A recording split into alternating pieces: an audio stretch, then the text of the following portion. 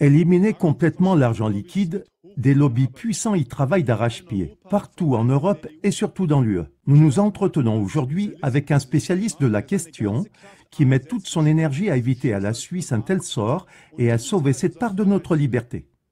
Nous saluons le délégué des Schweizmacher et président du mouvement suisse pour la liberté, Richard Koller.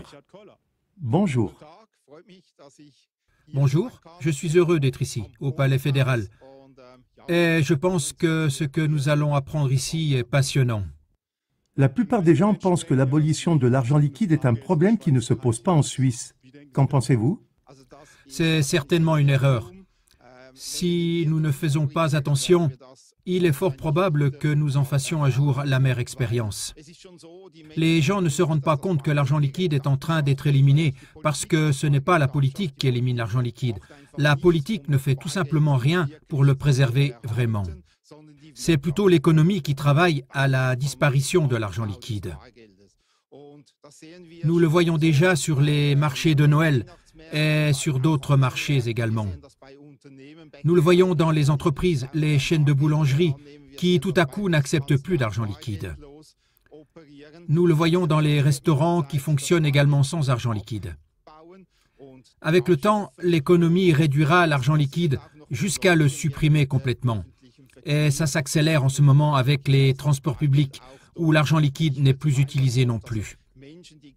Les personnes qui payent en espèces ne peuvent donc plus acheter de tickets dans les transports publics. Tout cela réduit chez nous l'argent liquide. Et nous devons nous y opposer. Il y a aussi le fait qu'il existe des organisations internationales telles que la Better Than Cash Alliance, c'est-à-dire l'alliance mieux que l'argent liquide, créée en 2012 par la fondation Bill et Melinda Gates, la fondation Ford, l'USAID, l'Agence américaine pour le développement international et d'autres grandes institutions importantes.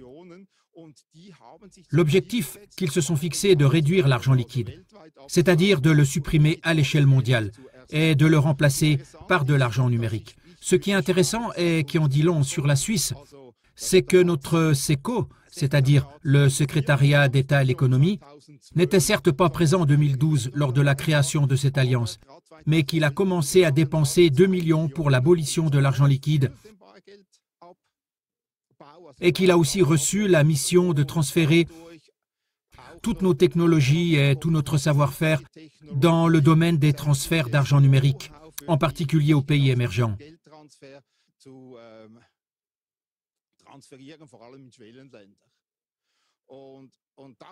On voit donc que l'abolition de l'argent liquide est un objectif auquel la Suisse participe en première ligne. Je pense qu'il serait donc un peu naïf de penser qu'ici en Suisse, l'argent liquide ne sera pas supprimé. C'est pourquoi il est important que nous puissions ancrer l'argent liquide dans la Constitution. Pourquoi au juste veut-on supprimer l'argent liquide? Il y a plusieurs raisons à cela. Mais l'une des principales raisons est la situation financière mondiale. La situation financière actuelle est telle que le monde est endetté, et ce, à hauteur de 3 fois le montant que la population mondiale est capable de produire annuellement. Et cela ne peut plus être remboursé. Cela signifie que l'humanité devrait travailler pendant 3 ans sans consommer de ressources, sans manger, pour que cette montagne de dettes puisse être remboursée. Et c'est là qu'il y aura à l'avenir, à un moment ou à un autre, un effondrement financier. La question n'est plus de savoir si celui-ci arrivera, mais quand. La situation financière mondiale actuelle va imploser. Et c'est bien sûr une raison pour les élites de supprimer l'argent liquide, afin de pouvoir contrôler les gens après cet effondrement financier, quand tout se sera écroulé, et de contrôler toute la situation financière de manière à ce qu'elle soit reconstruite dans leurs intérêts. Sinon, lorsque tout cela s'effondrera, des gens s'uniraient, des groupes, des pays s'uniraient et reconstruiraient les choses par eux-mêmes. Cela ne leur plairait pas. Ils sont d'ailleurs en train d'acheter tous les biens de valeur, les ressources. C'est-à-dire que toutes les mines d'or sont rachetées, que l'or est racheté, que l'argent est racheté, que les terres agricoles sont rachetées. Aux États-Unis, Bill Gates est aujourd'hui le plus grand propriétaire de terres agricoles. Et cela montre bien que la bulle financière est en train de se dégonfler. Ça doit absolument être évité, de sorte qu'il y ait encore de l'argent liquide en circulation à la fin, pour que les gens puissent encore agir eux-mêmes et ne soient pas contrôlables. Et je pense qu'on voit aussi à quel point c'est grave dans les pays comme la Norvège, la Suède et le Danemark, qui n'ont plus d'argent liquide. Il est également possible d'utiliser cela comme un instrument de guerre aujourd'hui. Par exemple avec la Suède, qui a moins de 10% d'argent liquide encore en circulation.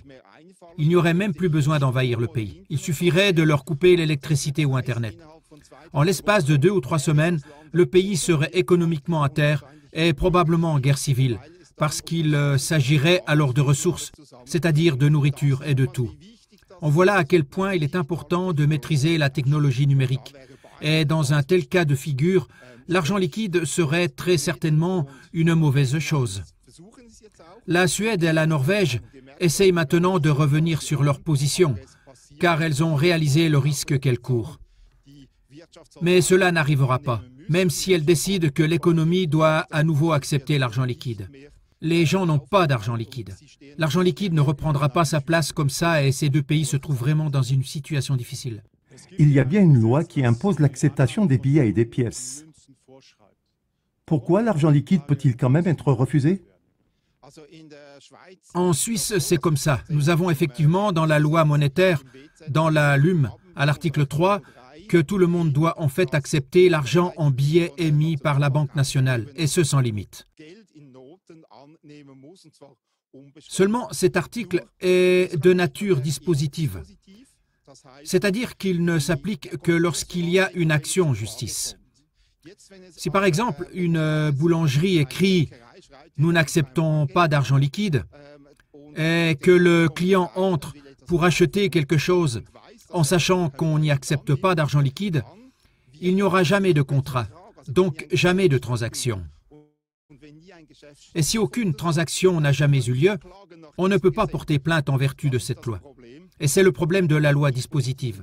On ne peut pas du tout s'y opposer. Et c'est pourquoi l'économie a le pouvoir de déterminer elle-même si elle veut accepter ou non de l'argent liquide.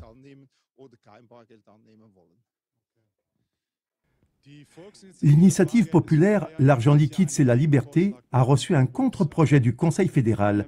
Quelle est la différence? Nous, avec l'initiative populaire, nous demandons que la Confédération mette toujours à disposition des pièces et des billets en quantité suffisante. Et le contre-projet du Conseil fédéral dit maintenant que la Banque nationale est chargée de veiller à ce que l'argent liquide circule. Ce qui est bien sûr une énorme divergence. C'est un petit tour de passe-passe de la Confédération. Parce que le problème qui se pose maintenant, c'est que toutes les espèces ne se valent pas. Parce que par payer en espèces, je veux dire ne pas payer à crédit, c'est-à-dire ne pas payer sur facture ou sur une sorte de reconnaissance de dette ou quelque chose comme ça, mais je paye cash. Et en français et en italien, je paye cash signifie je paye en espèces. Mais en allemand, cela signifie que je peux aussi payer par carte de débit. C'est pourquoi il est possible pour la Confédération, avec la désignation que la Banque nationale doit garantir l'argent liquide, quelle est alors l'astuce de pouvoir également mettre à disposition de l'argent liquide électronique. Et là, elle n'entre pas en conflit avec la Constitution fédérale. C'est pourquoi nous ne pouvons pas, en l'état actuel des choses, accepter le contre-projet de la Confédération. Nous avons encore une votation en mars. À quoi ressemblerait une monnaie numérique du futur?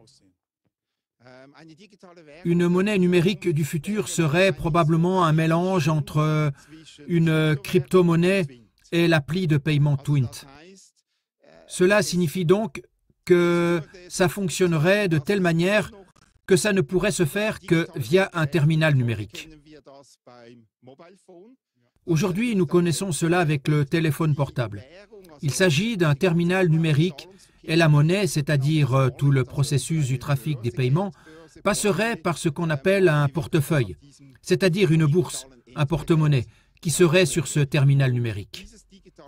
Et ce terminal numérique communiquerait avec la Banque nationale suisse. C'est ce que je pense.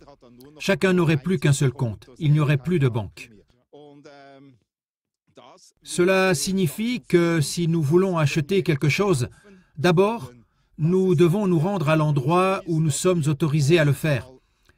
Et ensuite, il faut que nous puissions acheter ce qui nous est ouvert ou ce qui est à notre disposition. Et uniquement pour le montant qui nous est autorisé, bien sûr. Nous serions donc absolument soumis à un contrôle. Oui, vous avez déjà dit quelque chose, c'est ce que je voulais encore demander en complément. Quels sont les dangers qui nous guettent sans argent liquide? Eh bien, il y a beaucoup de dangers. Le plus grand danger est pour moi la dépossession par des taux d'intérêt négatifs, n'est-ce pas? Christine Lagarde a déclaré en 2016, on peut le lire dans le Blick, je crois que c'était le 14 avril, le Blick a écrit « La seule raison pour laquelle les taux d'intérêt négatifs ne fonctionnent pas, c'est parce que nous avons encore de l'argent liquide en circulation. » Si bien sûr il n'y avait plus d'argent liquide en circulation, cela signifierait que les gens ne pourraient pas se défendre si la Banque nationale disait tout à coup « Nous prélevons maintenant 10% par an sur chaque compte parce que nous en avons besoin pour l'administration. » On n'aurait plus aucune autre possibilité pour acheter quoi que ce soit. Cela ne serait plus possible que par le biais de la monnaie numérique. Et c'est pour moi le plus grand danger. Donc je pense que les taux d'intérêt négatifs et la dépossession arriveraient. Alors, bien sûr, il y a d'autres dangers. Un grand danger est bien sûr la dépendance, comme je l'ai dit précédemment, à l'électricité et à Internet. Donc, si quelque chose tombe en panne, immédiatement, les opérations de paiement ne sont plus possibles. Ensuite, il faut ajouter que nous ne pouvons plus maintenir la résilience aux crises. Cela signifie qu'en cas de crise, comme celle que traversent actuellement la Norvège et la Suède, il ne serait plus possible de continuer à travailler en raison de la perte d'argent liquide. Cela voudrait dire que si nous n'avions pas Internet, l'économie s'arrêterait. Elle s'arrêterait et ne fonctionnerait plus. Mais avec de l'argent liquide, nous pourrions au moins continuer à payer. Oui, l'économie pourrait continuer à exister et les plus gros dégâts seraient évités. C'est un autre point important. On entend souvent dire qu'on peut être totalement surveillé avec cette monnaie numérique. Est-ce que c'est vrai? Oui, c'est certain. Donc, ces monnaies numériques de banque centrale, elles ont bien sûr en elles le fait qu'elles se trouvent sur les appareils numériques dans le wallet. Et là, on peut bien sûr surveiller où on est, ce qu'on achète et à quel prix on l'achète. Et cela aurait pour conséquence que les gens seraient absolument contrôlables. Donc, comme un système de crédit social tel que nous le connaissons en Chine. Oui. De ce point de vue, c'est évidemment un très grand danger. Cela pourrait arriver, oui. Mais je pense que c'est quelque chose qui est déjà relativement connu dans la population. Oui, bien, merci pour ça. Qu'est-ce que nous avons déjà réalisé en Suisse à ce sujet? Donc en Suisse, nous sommes très avancés, parce que grâce au fait que nous avons lancé les initiatives populaires, c'est-à-dire l'argent liquide, c'est la liberté, nous en sommes aujourd'hui au point où il s'agit de savoir quelle version d'une garantie de l'argent liquide doit être inscrite dans la Constitution. Nous allons bien sûr nous battre pour que ce soit notre version, avec des pièces et des billets, afin d'être sûr qu'elle ne sera pas contournée par une astuce. Nous sommes bien plus avancés que dans toute l'Europe, et c'est bien sûr important pour l'Europe aussi. En effet, si nous parvenons à inscrire cela dans la Constitution suisse, il ne sera pas si facile de supprimer l'argent liquide en Europe, car il y aurait immédiatement une fuite de l'argent vers la Suisse. Si l'Allemagne disait « chez nous, il n'y a plus d'argent liquide », tout le monde retirerait immédiatement son argent liquide et l'apporterait en Suisse, car l'argent liquide y serait garanti. En Suisse, nous sommes bien sûr dans une situation confortable par rapport à l'étranger. Très bien. Et est-ce que cela suffit pour préserver l'argent liquide en Suisse? Non, cela ne suffit pas, bien sûr. C'est seulement la Constitution. Comme je l'ai dit au début, l'économie va supprimer l'argent liquide. Et pour cela, il faut que nous, on paye avec de l'argent liquide, que l'économie ne puisse pas le supprimer. Donc, il faut que la Migros et la Coop n'installent pas tout d'un coup uniquement ces appareils self-cash out, ou comment on appelle ça, où chacun peut payer lui-même uniquement avec le numérique. Mais nous devons continuer à payer beaucoup en espèces, même dans les restaurants et partout, afin que ce volume d'espèces reste élevé. En effet, Thorsten Hens, économiste financier, professeur à l'université de Zurich, a clairement déclaré qu'avec 15% d'argent liquide dans l'ensemble des transactions financières, l'argent liquide ne peut plus être sauvé. C'est ce qu'il a dit dans une interview à la SRF en 2020. Et ça montre bien qu'aujourd'hui, avec 25%, nous sommes déjà très proches de ce seuil et que nous devons nous y opposer. Je me réjouis donc que la population commence vraiment à payer à nouveau en espèces. C'est justement la question suivante. Que peut faire la population? Donc, qu'est-ce qui doit encore être fait et qu'est-ce que nous pouvons aussi faire? Donc, ce sont peut-être 2 ou 3 points qui sont maintenant essentiels. Pour l'essentiel, il y aura encore un débat au Conseil national en mars sur la proposition de Thomas Burger. En plus de notre initiative populaire, il veut aussi l'acceptation dans l'économie. Ce n'est donc pas l'obligation d'accepter, c'est une acceptation générale qu'il veut dans la Constitution. Nous allons maintenant les soutenir. Notre association Schweizmacher a lancé une pétition pour que de nombreuses personnes puissent la signer. Je vous conseille de vous rendre sur www.schweiz-macher.ch pour signer la pétition. Nous avons également incité les associations de personnes âgées, c'est-à-dire les grandes associations de personnes âgées avec 280 000 membres, à nous soutenir pour que cette proposition soit adoptée par l'Assemblée nationale et le Conseil des États. Ensuite, il y a bien sûr le fait que nous devons passer au vote. Nous sommes donc très heureux d'être soutenus financièrement, car nous ne pouvons pas nous passer de finances. Les autres ont des milliards, donc nous avons vraiment besoin de beaucoup d'argent pour avoir une chance lors du vote.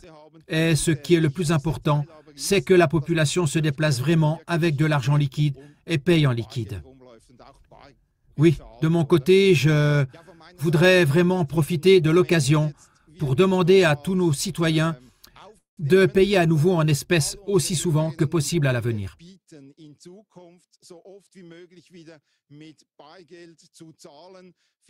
Peut-être aussi de préférer les magasins qui acceptent encore l'argent liquide à ceux qui n'en acceptent plus, car ce sujet est très, très, très important, que nous puissions conserver l'argent liquide en Suisse. Il est important pour nos enfants et pour nous que nous puissions continuer à vivre en liberté. Merci beaucoup. Oui, merci beaucoup, Monsieur Koller. Vous m'avez convaincu. Je continuerai aussi à payer en espèces, car je veux aussi préserver l'argent liquide qu'il nous reste. Et merci de vous engager ainsi, Monsieur Koller. Et nous vous souhaitons le meilleur pour la suite de votre travail. Merci beaucoup et bonne continuation à vous aussi dans votre travail. Merci beaucoup.